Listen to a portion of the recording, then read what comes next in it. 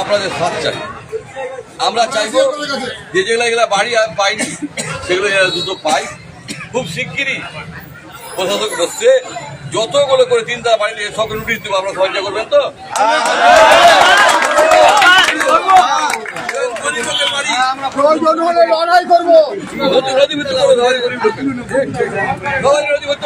বললাম যে আমি চাই গরিব মানুষ বঞ্চিত না হয়। আর ওই যে বললে যে এটা ঠিক, আইন অনুসারে যদিও রাস্তা উঁচু করতে পারে না, রাস্তা ছেঁচে ফেলে শিডিউল ধরে কাজ করে, কিন্তু আমাদের লোককেও সচেতন হতে হবে।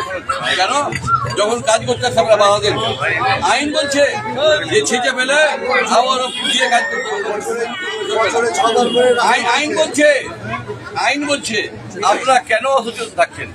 আপনারা নিজেকে হন, পুলিশ আছে আমার কাছে আসুন বলুন। আপনারা আইন অনুসারে কাজ করিলেন, আইন বলছে চেঁচে ফেলা করতে হবে এবং তুলে ঠিক করতে হবে, উঁচু করা যাবে না। কিন্তু আপনারা কে প্রতিবাদ করেন না, সেই জন্য আমাদের কে মাস্তান আবার আমার কে আসেন, কে কত বড় মাস্তান? আমি দেখছি মাস্তানকে, আর আমার চেয়ে বড় মাস্তান কেউ নেই। আপনারা আসেন না, আমার কে আসো না ভাই, আমার চেয়ে বড় মাস্তান কে আছে? কথা বলো না, আমি সবচেয়ে বড় মাস্তান করেছি না।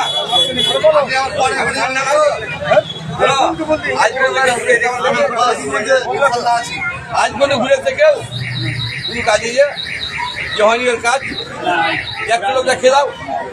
এই যে এলাকার গরিব মানুষরা যায়, একটা মানুষ ঘুরে এসে বলে দাও আমাকে যে একটা লোক ঘুরে এসেছে, যা বলবো আমি মানবো। কোনো কাজে গেছে আমি করে দিয়ে বলতে পারবে? আমি বললাম যে আমার খবর আছে, আপাতত এই রাস্তা আমাকে ওখানে দিয়ে দাও, হয়ে যাবে। বাকিগুলো আমি খবর করবো, তোমরা সাথ দাও, আমি তোমাকে